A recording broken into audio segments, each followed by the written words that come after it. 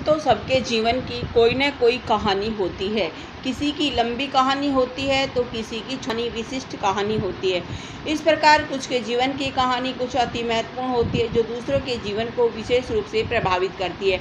इस प्रकार की कहानी वास्तव में बहुत ही रोचक, भावप्रद और हृदय स्पर्शी होती है। इस प्रकार कहानी और कहानियों में अद्भुत रूप से कलम की कहानी है। इसकी कहानी वास्तव में एक प्रभावशाली कहानी है। यह इसलिए भी है कि ये सबकी कहानी, इसीलिए इससे बढ़कर और कोई कहानी शायद ही है या न हो। आरंभ। कलम की कहानी किसी से कहलवा कर या लिखवा कर, कलम की जबान से ही सुनी जाए या उससे ही लिखवाई जाए तो यह सर्वाधिक रोचक, सरस और अद्भुत कहानी हो सकती है।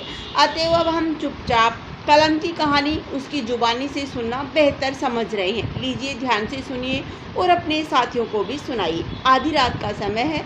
मैं अपना अधूरा उपन्यास पूरा करने के लिए धड़ाधड़ कलम चला रही हूँ। लिखने में इतना मशगूल हो गई हूँ कि कलम को कभी इधर घुमाकर तो कभी उधर, कभी तिरछी करके तो कभी सीधी, आड़ी या पट करके लिख रही हूँ।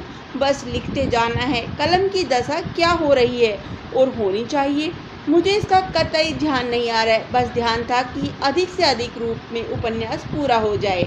अचानक धीमी किंतु मधुर ध्वनि कानों में गूंज गई। इसे सुनकर मैं चौंक गई।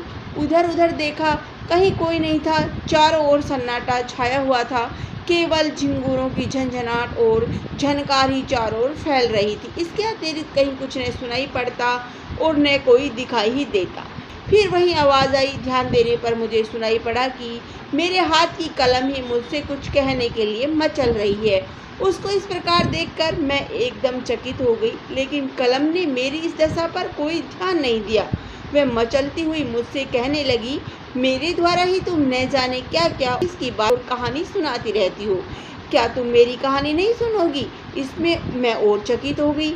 मैंने आश्चर्यपूर्वक कलम से कहा, क्या तुम्हारी भी कोई कहानी है? तुम तो विभिन्न धातु पदार्थों से बनी हुई किसी की भावना को व्यक्त करने वाली कलम के नाम से जानी जाती हो। फिर तुम्हारी क्या कहानी है और हो भी क्या सकती है?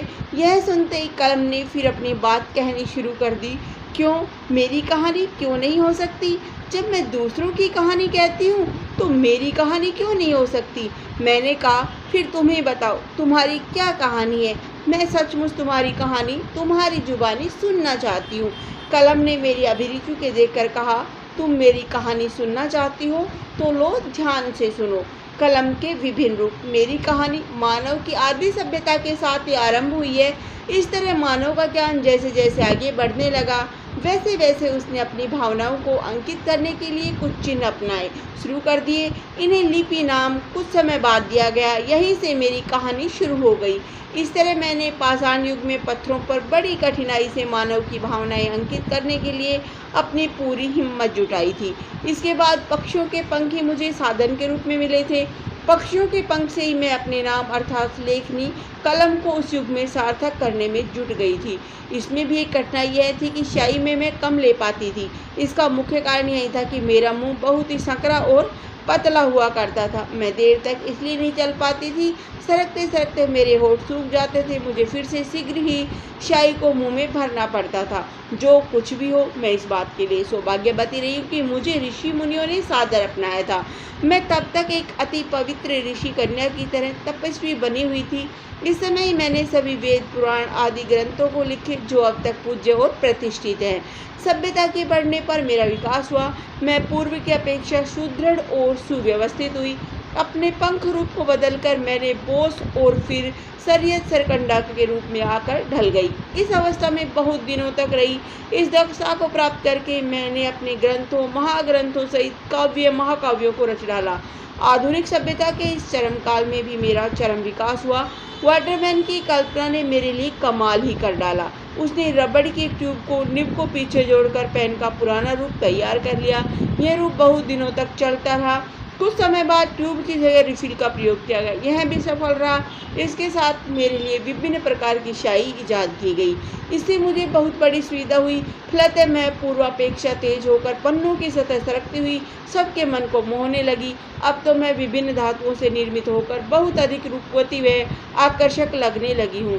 संपन्न लोगों के लिए मेरे रूप बहुमूल्य से बहुमूल्य धातुओं से बनने लगे हैं। अतएव मुझे खरीदने में ये कभी कोई संकोच नहीं करते। ये मुझे बड़े शान से खरीदते हैं, मुझे सजा कर रखने में बड़े ही गर्व का अनुभव करते हैं। उपसंहार। इस प्रकार मेरी कहानी शुरू से अब तक रही है। यह कहकर कलम चुप हो गई। मैं चकित होकर इधर उधर देखते रह गई, लेकिन वह आवाज़ फिर नहीं आई। अब मैं ये सोचते हुए सो गई कि वास्तव में मैं कलम की कहानी उसकी जुबानी की विचित्र कहानी है।